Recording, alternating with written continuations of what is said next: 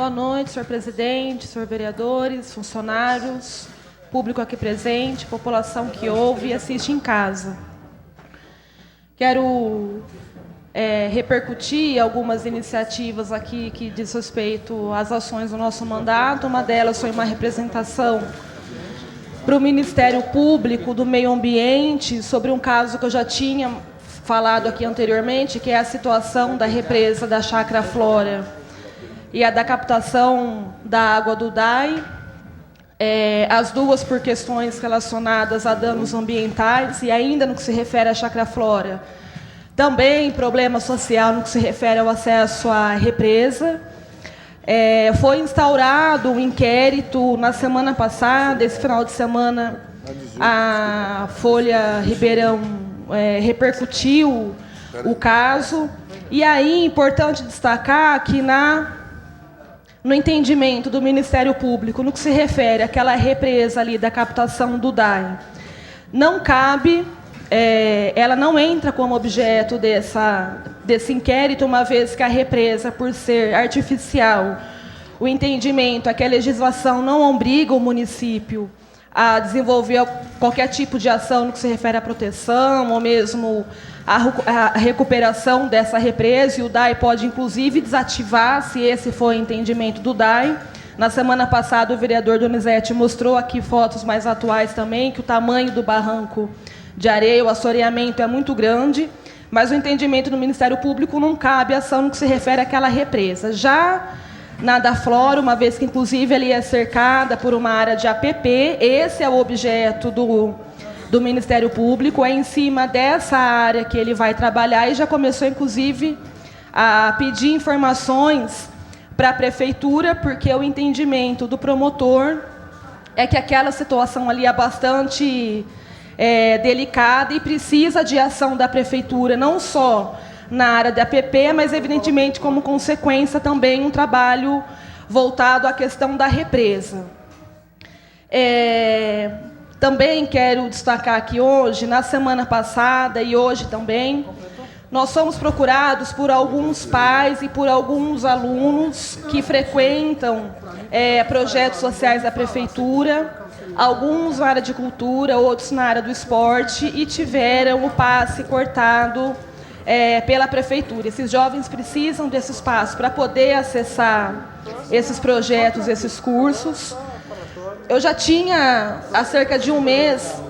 procurado o secretário Porsani para poder tratar de alguns alunos que frequentavam projetos aqui na Casa da Cultura, e naquela situação, menos de uma semana depois, a secretaria resolveu o problema. Depois voltou a acontecer com alunos o curso das oficinas culturais, e agora com alunos que estão frequentando ali a natação e alguns projetos esportivos que são desenvolvidos dentro do complexo da ferroviária. E aí, assim, algumas situações que a gente acompanhou, acabou resolvendo, mas o que eu descobri depois é que a secretaria resolveu especificamente o caso daqueles jovens que a gente reclamou. E aí isso é complicado, porque, na verdade, eu sou procurado, os vereadores, a gente é procurado por alguns cidadãos, mas, evidentemente, que esse é um problema que afeta todo o corpo de jovens que frequenta, e não apenas aqueles que estão reclamando. E aí, no que se refere a esse dos esportes, a informação que a gente tem é que, devido à dívida que a Prefeitura tem com a CTA, e que está difícil honrar esse compromisso, e a gente vê isso, inclusive,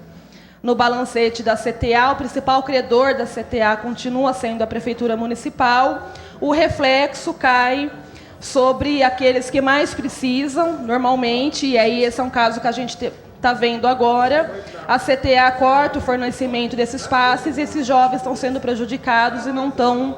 podendo frequentar esses projetos. Pelo menos desses mais recentes que a gente conversou, que é o pessoal que está fazendo natação e outros projetos dentro do complexo da ferroviária, não tem mais o passo social. Muitos jovens vão deixar de frequentar devido ao descontrole da Prefeitura, ou até a própria falta de prioridade da Prefeitura Municipal em arcar ou poder viabilizar a participação desses jovens nesses programas. Uma vez, inclusive, que logo no começo do ano, nós votamos a mudança na lei do projeto das escolinhas de esporte, que mudou o nome também, mas uma mudança positiva foi a ampliação da faixa etária do público, contemplando também a faixa etária da juventude, porque até então apenas crianças e adolescentes poderiam participar. E aí não deixa de ser uma bela de uma contradição da prefeitura, que no papel, na teoria, fortalece o programa, amplia o alcance do público desses projetos, mas na prática inviabiliza a participação na medida em que algumas modalidades só podem ser feitas dentro da ferroviária, porque é onde tem quadra, é onde tem piscina, é onde você já tem uma estrutura adequada para poder trabalhar com esses jovens, e aí, sobretudo quando são famílias mais pobres, famílias carentes, se não tiver o passe, o jovem não consegue ir. Então, essa é uma consequência direta que, infelizmente, a gente está vivendo aqui, os jovens e adolescentes da nossa cidade, que é a dificuldade em frequentar esses cursos, assim como continua alguns casos aqui na Casa da Cultura, projetos de esporte, projeto de cultura, para jovens e adolescentes em situação de maior vulnerabilidade, não podem ir, porque, infelizmente, a prefeitura não paga a CTA, que não faz a emissão dos passes. E, nesse finalzinho, eu quero destacar aqui, dar uma saudação especial aos servidores que estão mobilizados aqui em frente à prefeitura. Segundo o que foi informado pela direção do Sismar, parece que houve uma única reunião e uma indisposição do governo em seguir com as negociações o que estão apresentando na pauta de reivindicações. E aí eu acho lamentável, porque pelo menos que não se encerre as conversas, ou que a gente possa trabalhar em cima de dados concretos, porque nem as planilhas, no que se refere não só às perdas, mas também à falta de orçamento para poder dar o reajuste no ticket, que é outra pauta de reivindicação, isso também não está sendo feito de forma transparente. E aí é legítimo que os trabalhadores questionem a boa vontade do governo em seguir com as negociações. E a gente espera, se for possível, inclusive, algum tipo de participação do conjunto dos vereadores, que possa ter uma oportunidade também de alguma forma, estar presente nessas conversas, até para poder contribuir com alguma forma, ou ter acesso, acesso a essas planilhas, para a gente poder, inclusive, levantar se os números são reais e se não é possível mesmo ter mais uma margem, nem se for pequena, para poder conceder algum tipo de reajuste no ticket.